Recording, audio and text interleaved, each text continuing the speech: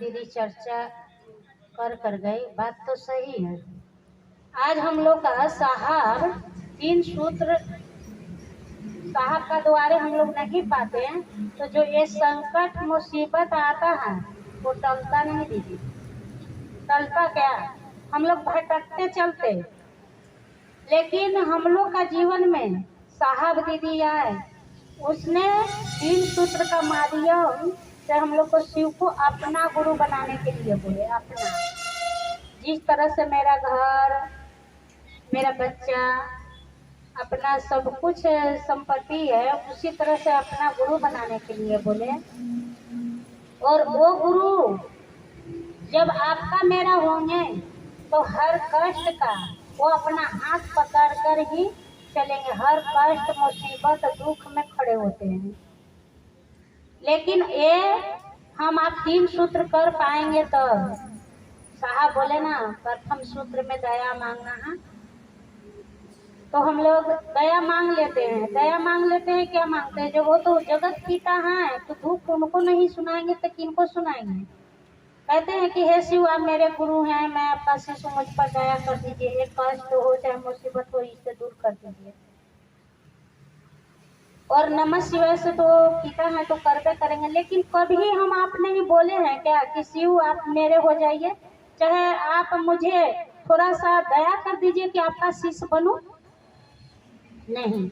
जिस दिन शिष्य यदि बनेंगे दीदी ना, उस दिन, जिस दिन शिष्य बनेंगे उस दिन गुरु अपना होंगे। और देखिए, भगवान का रूप में भी जब पूजा पाठ करते थे तो कष्ट मुसीबत आती थी और दूर होता था। भगवान के रूप में भी पाए हैं, लेकिन ज्ञान नहीं मिला है। साहब बोलते थे ना, साहब एक बार बोले थे कि हम पान नहीं खाते हैं। साहब के पास हम लोग गए थे ना, तो बोलते थे कि पान नहीं खाते थे, कुछ भी नहीं खाते थे।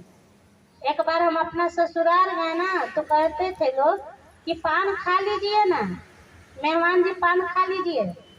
तो साहब कहे कि हम तो खाते नहीं हैं, कैसा लगता है, नहीं लगता है। तो पान जब वो खाए तो उनको अच्छा लगने लगा। जब अच्छा लगने लगा तो क्या करने लगे कि वो डलिया भर उनको लिए पान आता था। कहते थे साहब कि देखिए, एक दिन हम पान को पकड़े और ऐसा दिन आ गया कि पान हम ही को पकड़ लिया, मनो बिना पान का नहीं रहते थे।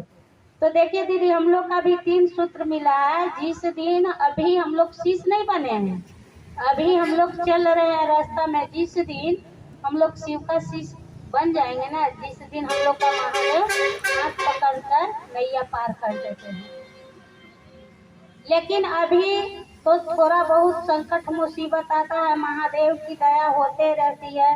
साहब बोले कि जो बने यही दुख, यही जो आपका दया हुआ है वो दूसरों को बताओ। ये तो महादेव का आदेश है ना, प्रतिदिन यदि दुख में भी रहें या सुख में भी रहें, वो महादेव जो आदेश दिए हैं वो उनको करना है।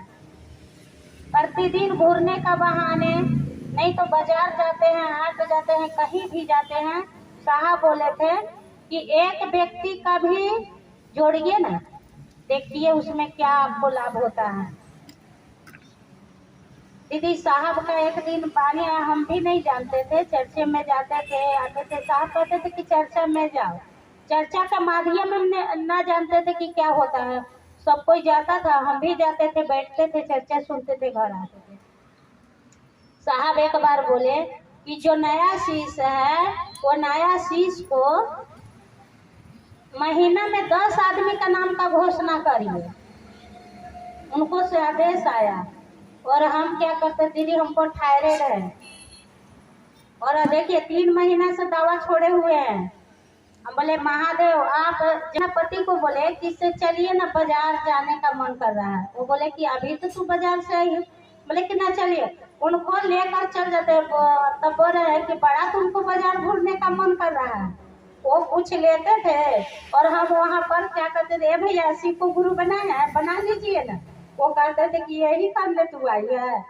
हम बोले कि देखिए, जो साहब आदेश दिए हैं तो उनका पालन करना होगा ना। दीदी कोई महीना में 12 गो होता था तो कोई महीना में 10 गो, और जो महीना में 8 गो होता था तो मन दुखी हो जाता था। क्यों? कि साहब का आदेश का पालन नहीं कर पाए। मन दुख होता था कि देखिए अभी 10 गो नहीं बना है, और जो महीना में 12 गो घोषणा होता था तो कहते थे क्या, ना ना 2 गो ज्यादा हो गए।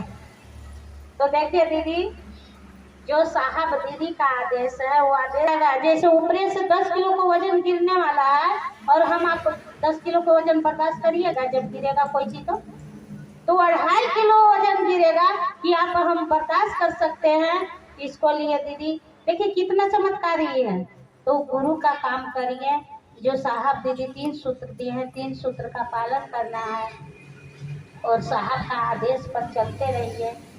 इतना ही कहकर अपने गुरु महादेव शिव के चरणों में प्रणाम करते हुए, साहब दीदी के चरणों में प्रणाम करते हुए